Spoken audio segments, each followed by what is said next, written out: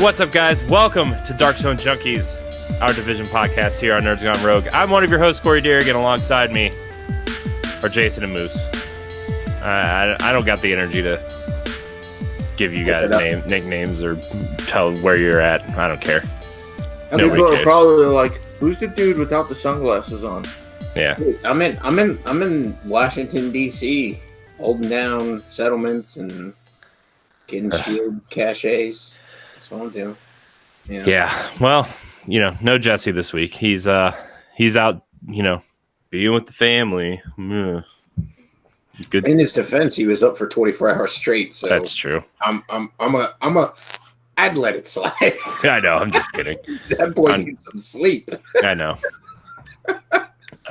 He's like, I'm going to take a nap before we record Arsenal X because I'm tired. I said, you should just go to bed. You should just pass out and not wake up for 8 hours. You should just wake up at like 9 a.m. like a normal human being and be a normal human being for once. Yeah, exactly. I feel bad for him. His work schedule got all effed up, and he was pretty tired when we recorded Nintendo Power Block this morning too. Mm-hmm. So I'm sure it was rough. Yeah. Fuck. Yeah. And then he had to sit through the ARMS 2 talk we had with Eddie V. So Eddie Fresh sure he wanted to blow the back of his head off. Eddie Fresh. Like anybody would. But, Oh, man. Well, I'm glad that Division 2 is launching on the Switch for Ed. Ed, I love you, but I still want to fight you because of that conversation. It made my head hurt for all day. Oh, but anyways, hell would fucking literally freeze over before the Division 2 is on the Switch. Well, it runs on Snowblind. Overwatch 2. When he said that. When he said Overwatch 2 was coming out on Switch. Oh, yeah. I remember when he said that, too. I think that was a mistake, though. I think he meant another. He was talking about a different game. Overcooked 2. Yeah. He meant Overcooked 2, which is understandable. That could totally play on the Switch. It is on Switch. So, it is on Switch. There we go. Oh, man. If you want to destroy your relationship with your significant other or your family, get Overcooked. Oh, man. But enough about that. We love Ed. He just has some outlandish ideas sometimes, and he does. That's why we keep him around. We only buy into like 10% of his ideas. That's true. 10% is a little high, though. Because sometimes it's like, you know what? That's actually a good idea. Yeah. But like if you look at Michelangelo, Raphael, or the painters, like a lot, they painted a lot of stuff that wasn't really good, to get that stuff, It's quantity over quality. So Ed's the Renaissance artist. You just compared Renaissance artist. His head just you can see it floating. It's gonna be in the next Macy's Day Parade. He's gonna look like Mr. Mackey from South Park. Division okay. Oh man, we did have a pretty good Metroid multiplayer discussion though a couple months ago.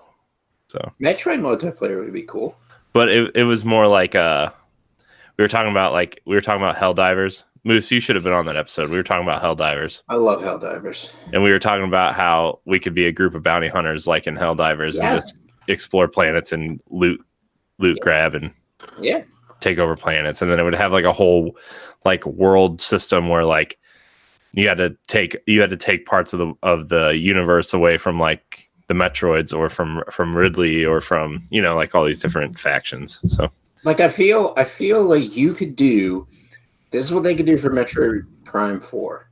They could solidly make it a legit Metroid Prime single player game, but then the multiplayer like kind of do something like top down twin stick shooter. Yeah. And just make it like that would be awesome. But anyways, check out Nintendo Power Block's expansion pack for that idea. So it was like 40 minutes long. Our segment designed to be 10 to 15 minutes was 45 minutes long. So yeah. So all right. Anyways, we're here to talk about the Division. We Well, 2/3 of us played the private beta so far. You might as well. Jason, what did you think of the private beta? You just might as well disconnect him. I heard good things from Moose about it. He's trash. He's too busy trying to platinum the Division 1. Yeah, he's too busy way behind me and Jeff trying to platinum the Division. Closest I've ever been to a platinum is the Division, by the way.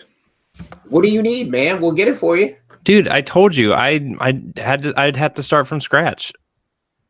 I have to get all the collectibles. Is literally you don't all want I have Moose to help you. No, you do. Not when it comes to the Dark Zone. You don't want me to help you. No, I already have that trophy.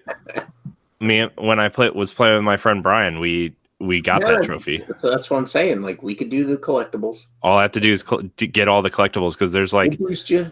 There's what, 3 or 4 different. It's like the hologram things, and then the collectibles. The echoes, the survival guides, the phones, and the drones. And the drones. Yeah, those are the only 3 trophies I need. Dude, man, you could get that in a heartbeat. I mean, I'd have to start over. That's why you get someone to power level you to 30. Drop some gear, and then boom, you're on your own. That's not fun. But that's you not can fun. have a platinum. I have a platinum. I have the Horizon Platinum. You need at least he's got the Horizon. Ed, you don't have the Horizon Platinum. I told you, Nintendo fans don't know what platinum trophies are. You know what? Speaking of going for the platinum, Corey, at least you and Jason could be y'all could party together because neither of y'all have the Division Platinum, so it's okay. I know who's in last place for the Division Platinum for your co-op challenge. I think I'm closer than Jason to getting this platinum, and I'm not even part of the challenge. You probably are. Man, that platinum challenge is going to get real tough for you in a couple months, Jason. Yeah, it is. You better hurry up. Especially when he has a baby. That's what I'm talking about. Yeah, but then I'm off for 9 weeks. Yeah, but you have a baby. Yeah, but see, the thing is, you have a child before the baby, so she's still going to school. Not staying home. Yeah. When summer vacations start now? Like April? It starts so early now. Preschool doesn't go to summer vacation. Oh, they go all year. Oh, well, that sucks. Bro. Sucks for them. Not for me. All right, ladies and gentlemen, the beta 2 or the beta. Well, no, the platinum. Moose over here was helping me with the Dark Zone. I wasn't helping him. And I mean, like everyone else, we were kill trading, which is fine. So he decides to kill me. It's funny. No. He already had the platinum. He already had the platinum. So he fought back. Which was funny the first time. Does it a second time. Not so funny. Third time, drops his health station. I kill him. It revives him. He kills me with a flamethrower turret. And then NPCs come to kill me too.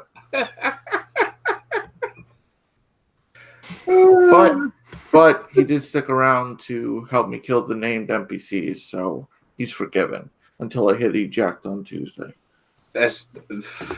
I'll just go play something else. But no, I have not played the Division 2 beta. I tried to load, I saw a queue, and I quit. Even though it's apparently the queue is pretty quick. Like, it's super short. Like, I was like 252. I was like, what? And then like not even a minute later, it was loading. So, guys, what do you think of the beta? I mean, it feels like the Division. I mean, it's a prettier version of the Division. I only played like the first 2 or 3 missions with Jesse. I played an hour and 15 minutes. I fought to the White House, which is kind of your base of operations, and it was pretty cool. I like the I like how the mechanics feel. You know, I mean, I like throwing grenades and shooting people, and I mean, it feels like the Division. You can't really like perfect what they've been doing recently. You know, with the updates to the first game, and you know, it's just a prettier version of that. And then I was having trouble, like, I don't know if like my TV's just too dark or what, and I adjusted the brightness and whatever, but like that first like real mission after the White House is super dark. Yeah, the game is super dark. Yeah. Like, I go in areas and I'm like, holy shit! Like when I start the game and change my settings, like set my settings, I'm gonna jack the brightness way the fuck up. Okay. I'm not even dealing with that track. Yeah, because like I'm like, man, this is super dark, and I turned the brightness up in the game all the way. Yeah. And like I had to like turn my lights off in the house just to see it. Yeah. Like it's ridiculous how dark it is. Yeah, and another thing I kind of have an issue with is like on the map, at least on my map, it didn't really tell me like where to go, and like the orange indicators are kind of small. To me, at least. You mean the mini map, or are you talking about the GPS, that the line that tells you? Both. Well, the line is clear, but like when I was trying to make my way to the White House, that first area you spawn in, I wasn't really sure like where to go. Like I couldn't. Yeah. That orange indicator was like way too small. It pretty much like it's like that area. I came to find out, like I played it through twice. Like it's pretty much like however you want to get there, you'll get there. So it's just kind of like a general location. But as I've played the beta, like I played the beta all day today. So like 10, 12 hours. So as I've been playing the beta, it's a lot more precise when you're doing like other missions. So yeah, I have the only issues I've had with the beta is like connection issues.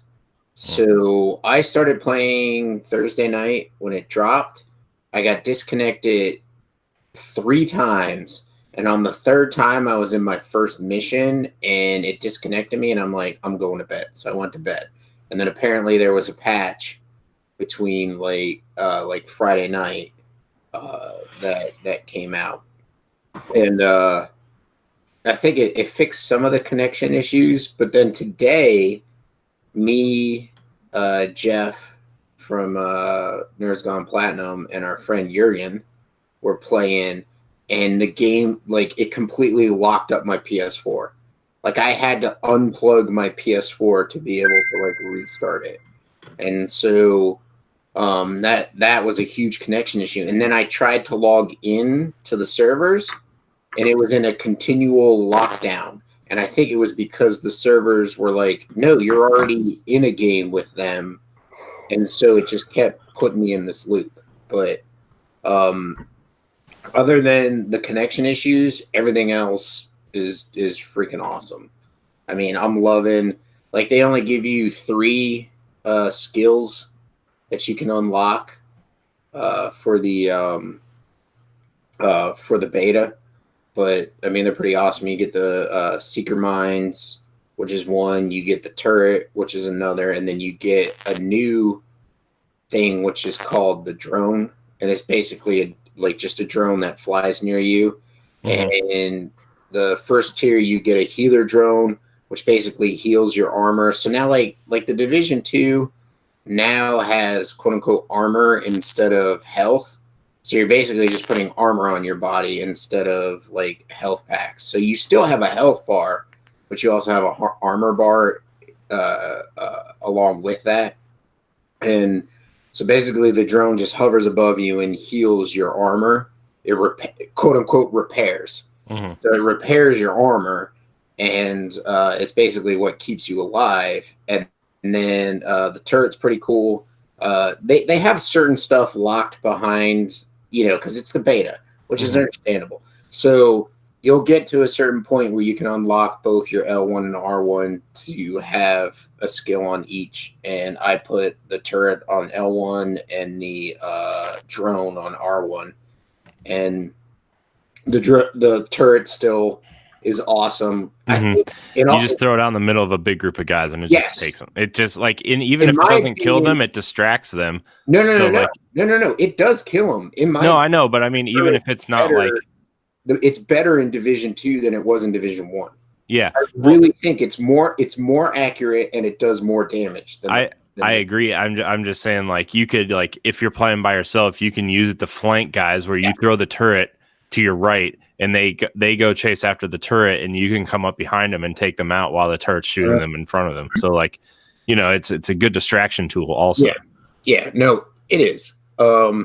Still throwing grenades the same way with hitting left on the D-pad, which I understand because you have your skills set to L1 and R1. Mm-hmm. So I find I've been using the move from cover to cover, holding the X button down a lot more. Mm-hmm. There's some settings out there that I'd suggest adjusting. I've adjusted my look and camera sensitivity to be max, just because like I'm ready to go. I kept lock on assist on. Mm-hmm. What else was there? Oh, there's also like what's really cool is you can change your HUD display. Yeah, like, I noticed that. Edit your HUD display. So like I was like, this mini map is really freaking small on my TV, so I enlarged it a little bit. Yeah, and you can keep different HUD loadouts. So you could be like, I want my mini map to be really small for, like PvP because it doesn't really matter in PvP. And then like, oh hey, in PvE I want it really big, and so you can have two different loadout settings for your HUD and change back and forth if you want. Yeah, but the game, like, it still feels like the Division. I was talking to Jeff about it, and I noticed it after I got a sniper rifle. They changed sniper rifles. So, like in the Division 1, if you have a sniper rifle, you still get the reticule on your TV screen, and then like you can zoom in if you want. But in the Division 2, like you have to zoom in. Like once you hit L2, you're at the zoom of the scope of the sniper rifle. So it's going to be something to get used to, but I had no problem getting used to it. I didn't feel it was a big struggle. I do feel like if I'm backing up and have the sniper rifle equipped, like trying to shoot at people is going to be a struggle. So I feel they have marksman's rifles, which have scopes on them. Then they have semi-auto rifles, which are like single pull the triggers, which I think is the mid-range, which allows you to have the reticule. And then like you have your assault rifles, which just like is fully auto. So I think they created the single pull rifles to kind of allow you to be like, okay, like I can zoom in or I don't need to zoom in, So I think that's the rifle that he's going to have to check out and play with. When he decides, because he loved sniper rifles and he was going to go with the sniper class Division 2, but now he's like, with the way they changed sniper rifles, I don't know if I'll do that because I'm going demolition. I'm totally going demolition. I'm gonna pick the demolition class and freaking wreck shot with a grenade launcher. But yeah. I mean, I like I said, I didn't play a lot of the game. I played about the last mission I played was Jesse and I went through this building. We went all the way to the top of some building and just shooting. What was the mission? I forget. I even forget what the mission. That was it the Martin Luther King Library? It might have been. Yeah. That's the mission where you go to a roof. See, when I'm like recording stuff, I can't hear anything because of the way it's all set up. So I don't really know what was happening, and I didn't really know where we were going. But yeah, it was the Martin Luther King library, and we were kind of like making our way to the top. It kind of reminded me of the Madison Square Garden mission from the first game, where like you kind of go all the way to the top and take out a bunch of guys, and it was awesome because we both had our turrets activated, so like we threw both of them on either side, and we just kind of hung out in the middle and took out everybody. Yeah, it was pretty cool. And then but yeah, I mean, I really like the cover system and the vaulting system. I like all that, how that works still. Like, I like the way the guns feel. I think the guns feel really good. And as someone who's been playing a lot of Gears of War and Division and, the Anthem beta last week, these guns feel really good. I like the way like the feedback is on the controller. I like they don't have much kick, but enough to like force you to not just stare and aim at somebody. Like, I just like the way they feel. And I found a couple green guns that I applied, and we went around and found some chests to open and found some sweet knee pads and found a new backpack. It's pretty cool. It's pretty good. This game is now probably my most anticipated game of the year, above Anthem, because I mean, like, I was really excited for Anthem, and like, to be fair, I'm still really excited for Anthem, but playing the Division 2, man, it felt really, really fun to play. And I'm at, like, when we're done, I'm gonna go play some more of it. When we're done recording, I'm gonna hop back into Division 2. But as far as like multiplayer games, it's my most anticipated game. Obviously, my single player is Sekiro, but I feel like I like how they drop you into it. It's kind of like the same that they did with Division 1. You're working your way to your base of operation. You can unlock things in your base of operation. I don't like, it's a little bit different with your skill set where like you go to a quartermaster and unlock your skills.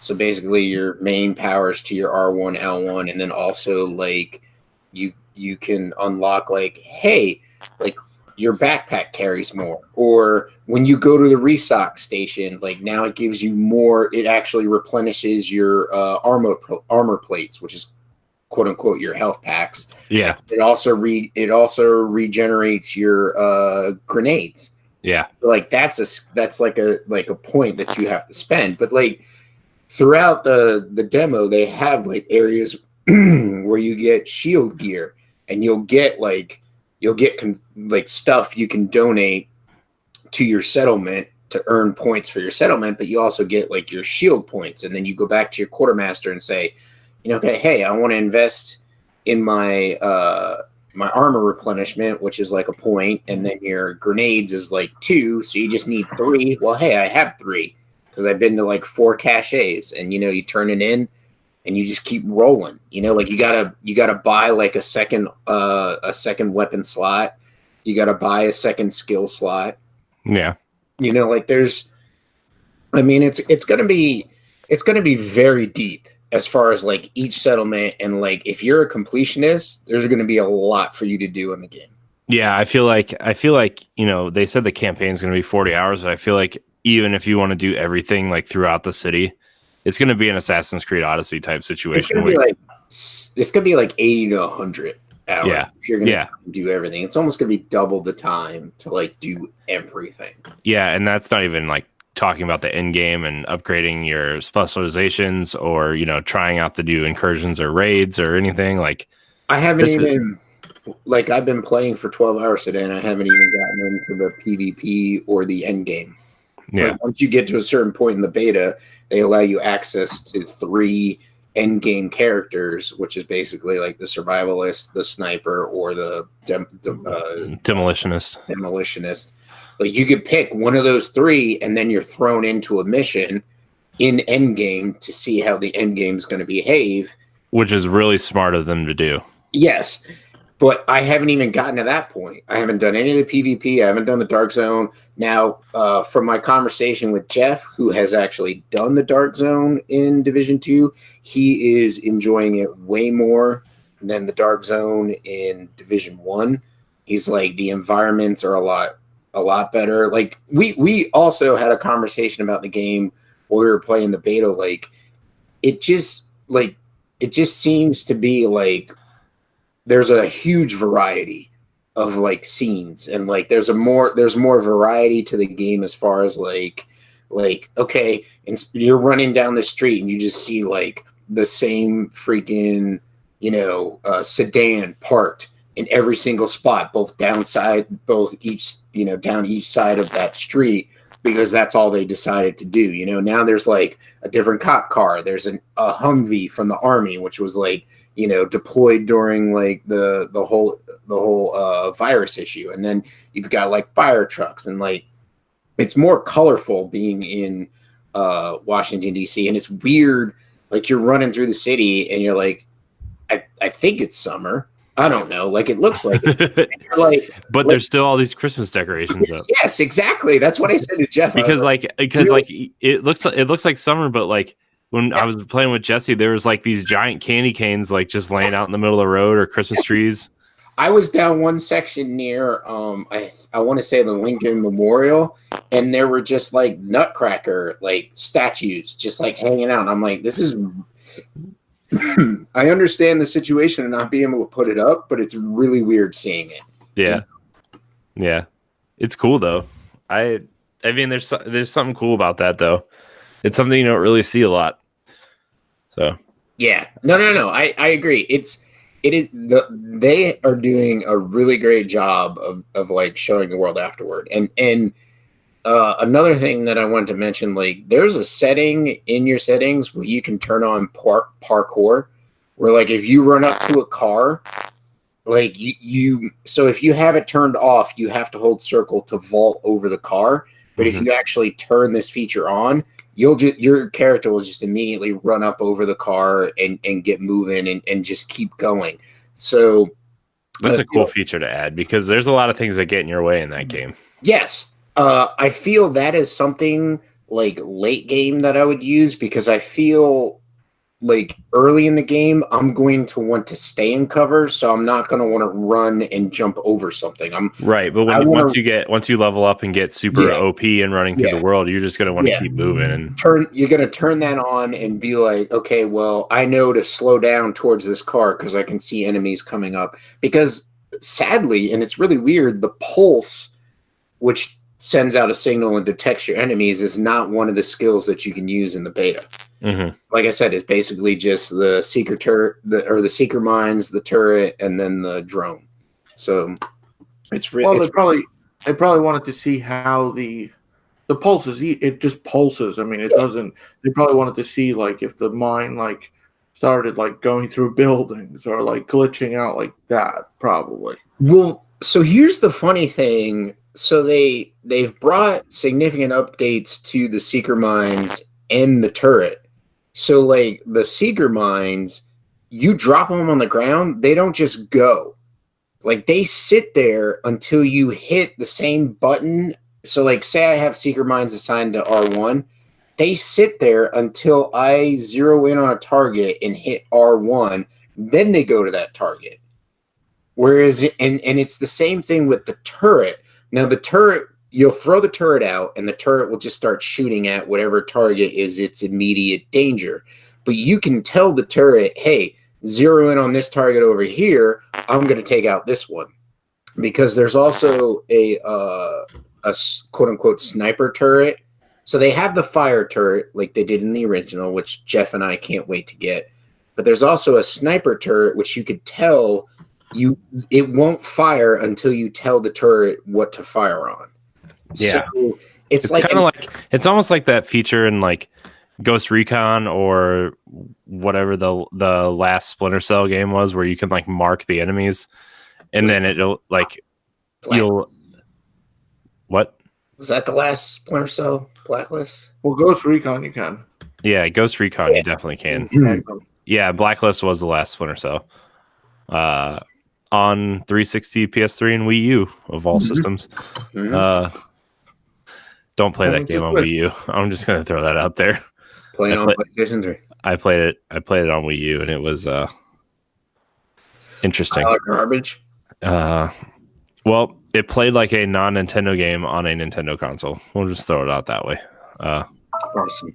Prior to the Switch, a lot of the third-party stuff on Switch is pretty good, but where was it going? Oh, the turret, the sniper turret. You can like mark enemies, and it'll shoot when you pull the trigger instead of you pulling the trigger. So it looks cool. I can't wait to use that too, because that looks like something you can plant, and then like I don't know if there's like a stealthy mission that you go into. That'll be a good one to use. So yeah, like because like it's like you quote unquote pick a platform.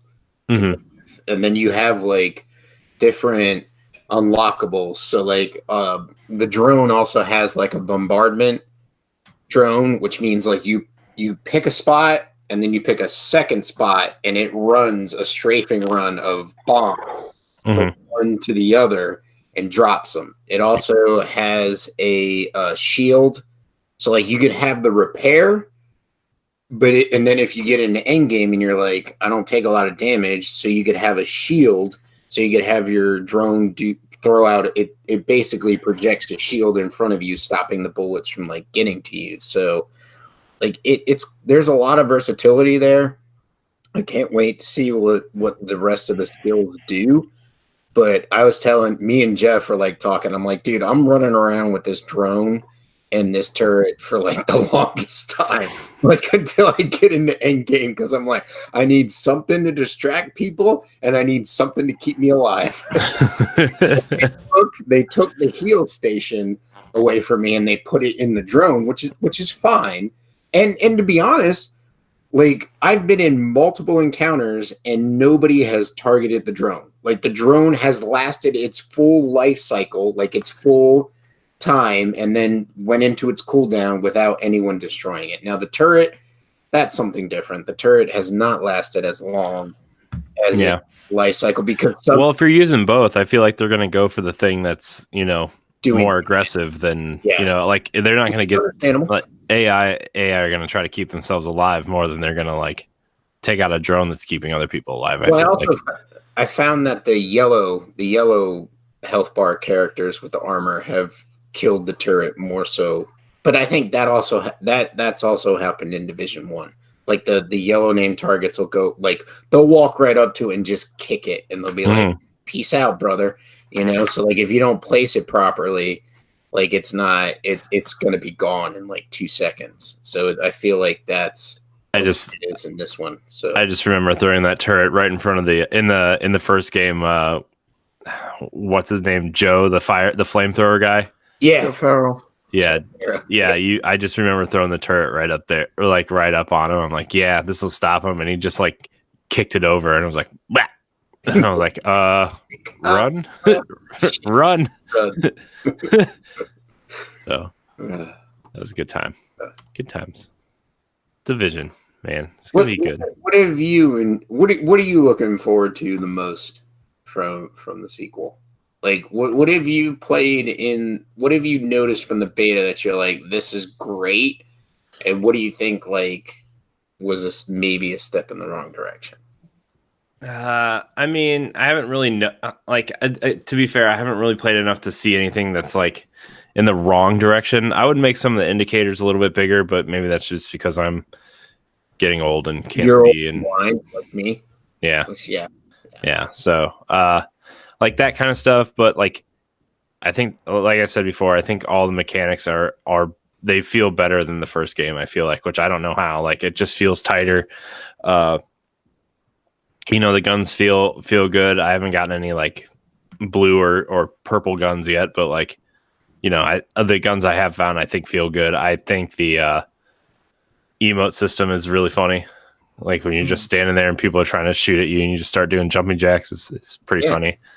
Yeah, no, it is. I don't know.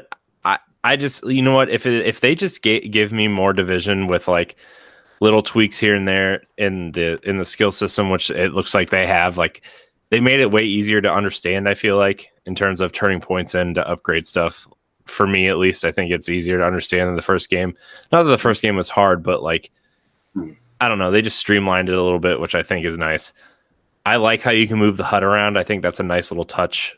Like I would like my mini map on the upper right hand corner, so the upper left hand corner. That's a nice touch.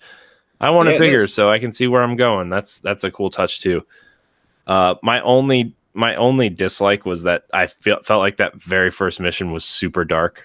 Like I said before, and I don't know, maybe that's just a setting on my TV I need to change. It was really late and I was like really tired when I was playing. So no, that was dark. Like I found other areas of the game. Like I'll walk into an area where it's supposed to be like the supply closet. So like you beat a settlement. So like you go to an area and you can retake it from quote unquote the hyenas. That's one of the the enemy factions that you're fighting now.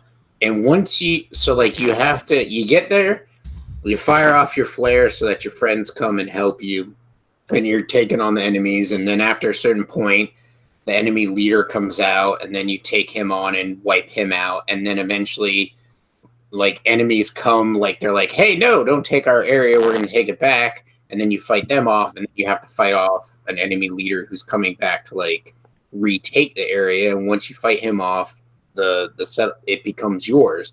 And there's like supply closets, And so you go into the supply closet and you can get gear and you can also get consumables. And now that's one of the things that I like that they've changed in Division 2 is like the fucking consumables mean something.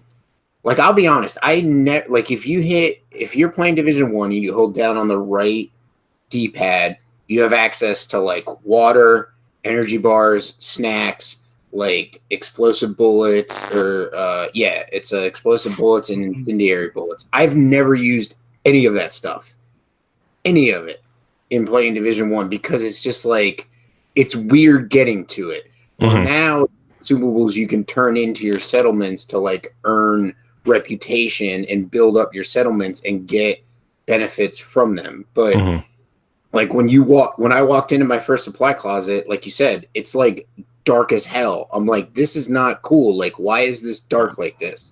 You know, that's one of my drawbacks to like the new one. I hope they fix it. The lighting. My other issue was like spawn points.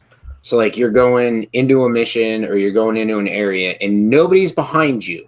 Okay, like you've already cleared the area and you're engaging something in front of you, and all of a sudden people are coming up from behind you. And that's still something that's left over from the first game too. Was like, you know, Jesse and I ran into a mission the other day where we were just kind of like, okay, we literally just came from this side street, right? And we were hiding out in the side street to like ambush this enemy group. And we throw out our turrets, we throw some grenades, and we're shooting this enemy faction. All of a sudden, like 3 or 4 guys show up behind us and start shooting us. And like I ended up getting downed because I'm like, where are they shooting me from? And then all of a sudden, like they're behind us, and I'm like, oh well, that doesn't make sense. We literally use this alleyway as cover because this is where we came from. And then it just, you know, no indication. It also seems like the bat guys from the first one who were super annoying. I'll be honest, they become overly annoying in the second one, where they're like female and male guys, and they have like the baton where you just hit it against your like thigh and it pops out, and like they're doing some kind of drug which is going to be in the game, which kind of overpowers. Is that what that green smoky stuff is that's coming off of them? And then it boosts their health just a little bit. So you have to wear that down before you can wear their health down. So it's kind of like an armor, but it's not. It's almost like they're on like they're like on venom, like they're venom on, like you know. And so they are it's a really performance enhancing drug. Yeah, they're on a performance-enhancing drug, and they can be really fucking annoying because, like, they're the worst. I don't mind people shooting me from behind because I could be like, oh, somebody's shooting me from behind. My turret's out in front of me taking care of the people I was engaged with, so I can turn around and shoot them. No, these guys, like 2 or 3 of them, run up and bum rush me from behind, and they're, like, hitting me, and then I'm down, and I'm like, what the hell? Like this isn't cool. Like this isn't fun, you know? So that was one of the issues that I had with the game is the enemy spawns and the bum rushing, you know? I understand like so they have like a thing called propaganda in the game where they have like a speaker that's like spewing nonsense like Christianity. And so you have to go out there and you have to stop the propaganda from. That's not gonna offend anybody who's listening to this. Yeah, stop it. This guy's been playing too much Far Cry 5. You have to stop doing it. Can we get a soundbite of that? Spewing propaganda like Christianity. Wow.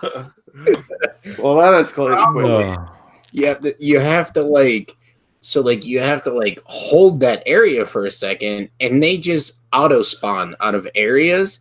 So I feel like once you play the game, you might learn where they auto-spawn out of. We also ran into the issue with missions, where we knew where they were going to spawn out of, and, like, Jeff and I died on the first playthrough of it, but when we helped Jurgen a couple hours later, we went back and we're like, oh, no, enemies are going to spawn out of this door, so we know not to like stand right next to that door, you know. So it's just their enemy spawns is just really weird. Like it's just I mean, I feel like to give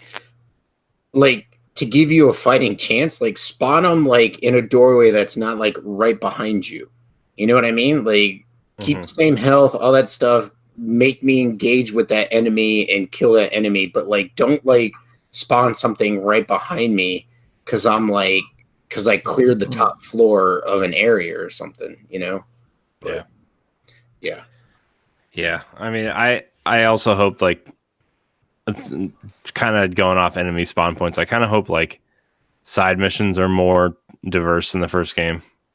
Because you literally just had like 3 different types of side missions before you went off to do like a main mission, you know, like like even when you do those side missions, this enemy spawn points are even worse because it's like, you know, when you like the ones where you had to kind of like put the briefcase, you had to go collect like the briefcases and put them back in the little box or whatever.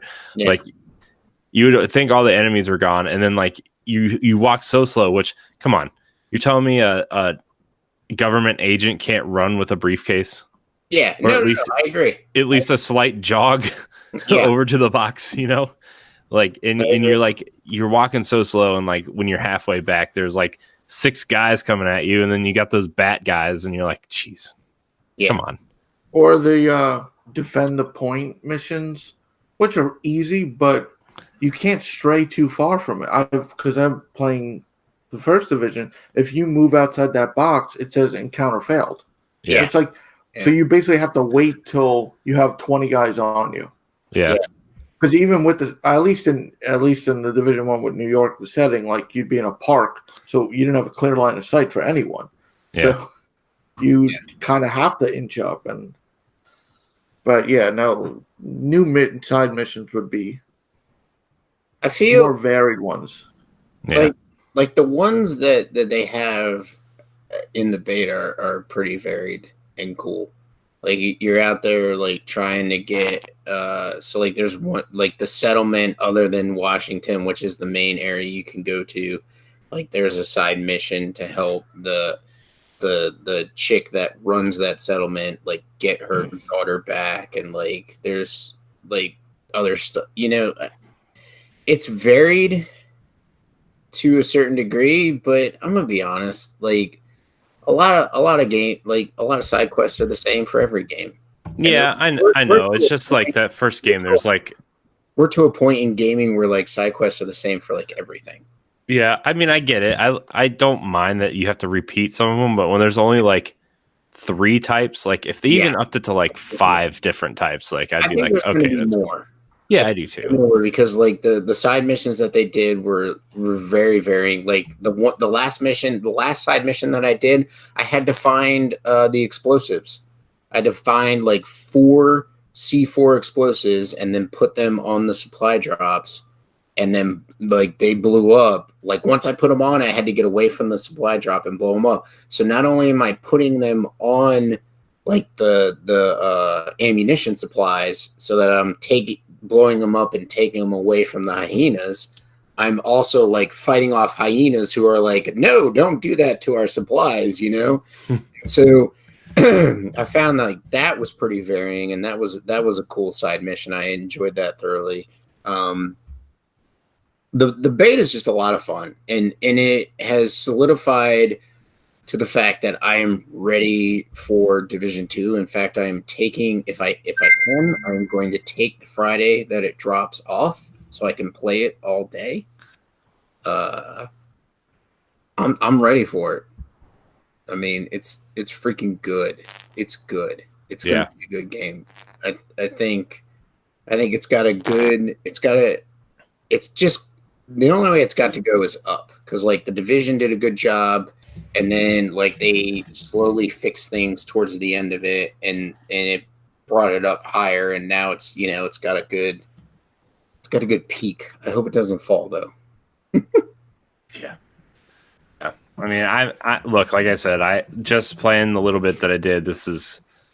I'm way more excited for this than I thought I was going to be at the beginning of the year. and now it's my most anticipated game of the year. Right. So mine too. Just hearing this, I've been playing the Division 1 Moose 2 all week, and I'm pumped that I'm just going to continue playing because me and Moose were talking about how great the Division 1 was. I mean, we had some minor complaints like the load time. Division 1 takes forever to load. But once it loads, it's fine. But it's a good 5-10 minutes. You're like, really? But we were like, visually it looked good. Something to drink. Yeah, visually it looked good. I mean, the gunplay played good. So I'm super. Honestly, if they just gave a new setting, same game, I mean, I'd be pumped for that. Yeah. The only things I was hoping, and Moose confirmed it didn't. I hated the radial dials for grenades and health items. There has to be a better way. And I hate that you have to hold the button and then cycle. And it's not like you're not even sure if you actually hit the right one until you use it. Yeah. I was hoping that would go away, but it didn't. So in the beta, as far as grenades go, there's no holding it down and cycling through the grenades. All you have is the regular grenade. So okay. Well, yeah. So I understand. My thing is we're so used to first person shooters where R1 or L1 is the grenade. Whatever you want to make it is your grenade, and you're chucking a grenade, doing whatever you're doing. If you harken it back to Borderlands 2, L1 is your skill, and then R1 is your grenade. I understand people who are gonna be what am I doing here? But once people grasp what's going on in the actual gameplay of Division, as you have two skills, and so your skills are your main selection, and your grenade is the last thing to fall on, and maybe not the last thing to fall on, but the last thing to use in your repertoire. It's not that bad. You throw out your turret, you got your seeker mines going, and you're like, hey, I'm gonna throw a grenade over here on a third target, and I'm gonna fuck his day up. Boom, drop it, throw it, you're good to go. I feel once you get more comfortable, the gamer, with the way that they use their grenades, it's going to be good. I did also want to state that they also updated the moving from cover. So if you ever played Division, and if you haven't, you hit X to get in the cover, and then if you're at a box. So you're at a box, you could be on the back side, and you can rotate to the left side or the right side of it. They have now updated the settings to where you can say how fast you move in cover. So if you're on the back side of a cover, you can actually move extremely fast to the left side or the right side of that cover to get a better position on your target, or keep your ass from getting shot to shit. So I thought that was a cool setting that they added. I actually upped that up to the fastest that it would go. So you could do it normal speed. You could do it slow, normal speed, which I think was the basic setting, and then fast. So you could and I found once I changed that setting, when I was playing through the rest of the game, the rest of the night, I was having a better time getting it, moving around in cover. So that's just something else to note. They're making small quality of life adjustments and some big ones, and which is exactly what that game needed.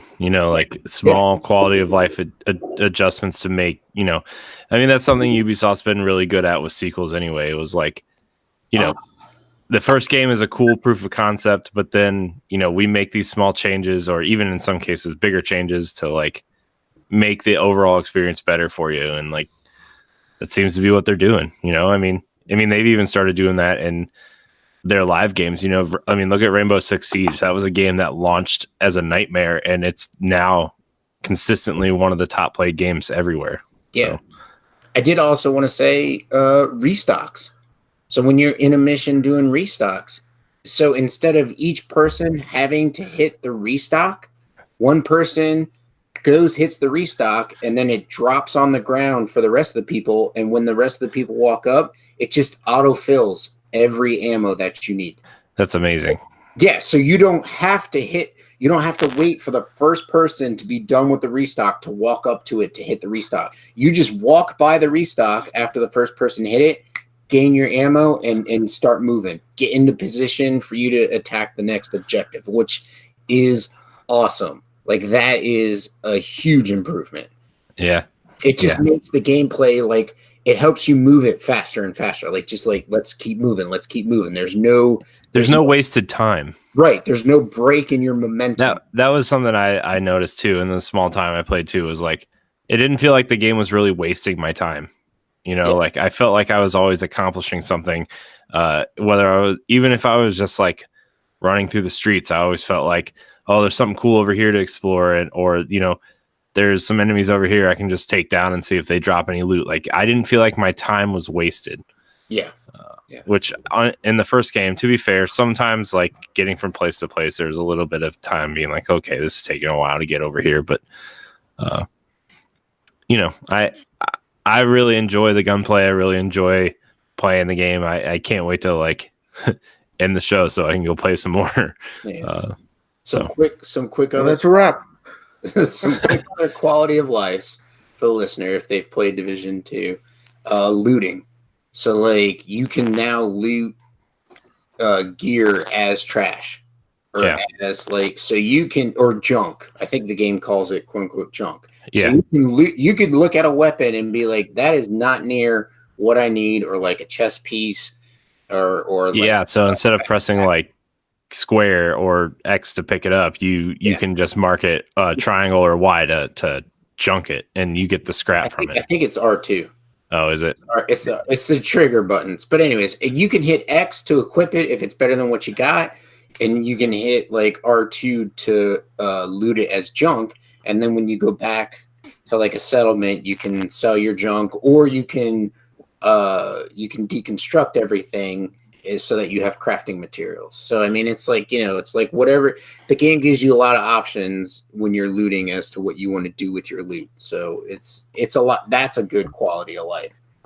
Like, hey, I don't need this piece. Let me loot it as junk, and when I go back to a vendor, boom, just sell all my junk and it's gone. You know what I mean? Like, I don't have to go back into my menu after I loot it, say it's junk. You know what I mean? Like, that saves you time too, And I'm sure it's going to save time when everybody's doing the raids late game. Definitely. If not, just missions in general. So, yeah. Well, those are our impressions of the Division 2. Jason gave his impressions of the Platinum for Division 1. So I'll play it before it goes away. Before it goes away. I think he's gonna play it with me and Jeff tonight. Yeah. Maybe. Or he might play it with me, but whatever. That'd be cool. Yeah. So but anything else you guys want to say before we get out of here? I do. I also do want to say that it is a smoother demo or beta than the Anthem beta was. Oh my gosh, jeez. I knew it was gonna. Listen, it was though. I want Anthem to do well. I want BioWare to do well, not because of EA, but because it's BioWare. I like BioWare. I love Mass Effect. Like, I love them to death. But to be fair, I actually launched the Division 2 beta and got in. Unlike the first night of trying to get into the Anthem beta. Exactly. Now, I will say, when I launched into the Anthem beta, I didn't have any issues. It was just like, what the hell am I doing? What's going on? I feel Ubisoft took the Division 2 beta and was like, here's a presentation. They actually presented something to me. Like, when you go and do something, like, menus pop up and say, hey, this is a settlement. This is what a settlement does. This is what you're going to be doing in our game. Whereas in Anthem, you're like, I don't give a fuck about the story. You know what I mean? Like, there was nothing to make me care about anything in that game. So I deleted it. I didn't even play the open beta. I deleted it before the open beta even started, I think. So it's just, I think they could have done a lot better job. But anyways. Yeah, I mean, between this beta and Apex Legends launching this week, and I feel like Anthem is being positioned badly now, between, you know, Apex Legends, another EA title. You know, I feel like it's in the same position as Titanfall now, as Titanfall 2 was, being between, you know, Anthem's actually between 4 different products now, between Apex Legends, the Battlefield, Firestorm, whatever that is, and then you got the Division, and then Destiny Season of the Drifter. Like it's between 4 major products. And you know, all these other products are now proven. I mean, Battlefield is Battlefield. Apex Legends is, you know, seems to be doing well, you know, and then Destiny is a proven thing. Like, I just feel like Anthem is just being positioned terribly. So I don't know. It's interesting. I again, like, I want Anthem to do well, and you know, I mean, we wouldn't have started an Anthem podcast if we didn't want it to do well, but I think it's gonna, from everything I've been hearing, everybody's been saying it's a wait and see.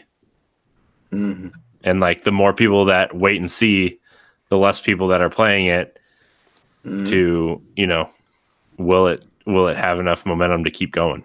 So in my opinion, I'm not, like, it's a steep sale for me, because like I'm already invested in, obviously, the Dark Zone with Division 2, and that's my, you know, game that I'm going to be playing ongoing. Like me and Jeff even talked about it. Like, it has what we want that the Division 1 didn't have. Like, when I played the Division 1, I got to the point where it's like the only place I could go is the Dark Zone, and I'm like, the Dark Zone is annoying as fuck. Like, yeah, or you could do like the challenge missions, but it's just like, these are literally just the story missions on a harder difficulty, and it's like, I don't want to do that. Right. So like, I had nothing. Like, I was like, I've played the game, I've enjoyed it thoroughly, I've gotten my $60 out of it, so like, I'm ready to shelve it.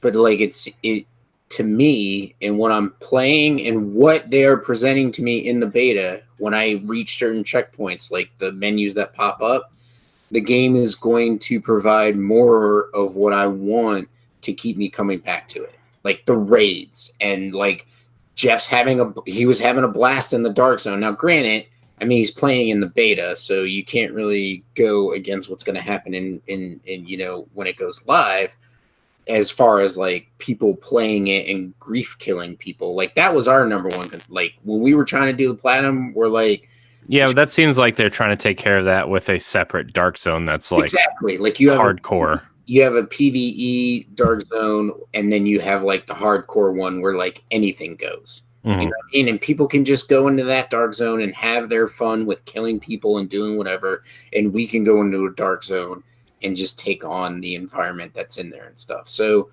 I think the game is definitely, I think it's going to be like a huge step up from Division 1. Yeah. I think it is. I do too. So, well, anything you want to add, Jason? You've been quiet this episode. I know we didn't really talk about the Division 1 today, but no, I'm going to try the beta tonight and tomorrow, and then I'll have more impressions next week. But like I said, it could be the same thing. I'm having a blast playing 1, so I'm already sold. Obviously, I'm going to be playing, but that's just great that all the beta feedback is positive for them. I haven't heard any negative feedback. Yeah, I really haven't either. Sure, it disconnects, but that's a beta. It's a beta. If the beta didn't have disconnects, then I'd be like, that seems odd. Yeah, like I had disconnect issues, but other than that, it's been pretty good. So yeah. All right. Well, I want to thank everybody for watching. Remember, you can find Dark Zone Junkies on Mondays at 6 a.m. Eastern Time on your podcast service of choice. You can find these two knuckleheads on Nerds Gone Platinum. You can find me on Arsenal X and Nintendo Power Block and various other podcasts here on the network. You can find all of our content on ngrradio.com. And if you want to subscribe to one of our other shows, you can go to ngrradio.com/subscribe and follow us, join our communities, tweet at us, whatever. Everything's there. So, yeah, if you are into Destiny, we have a Destiny podcast called Tower Casuals. If you're into Anthem, you can check out Javelins for Hire. And of course, you can check us all out on ngrradio.com. I want to thank everybody for watching, and until next time, we love you. Knucklehead out. Peace.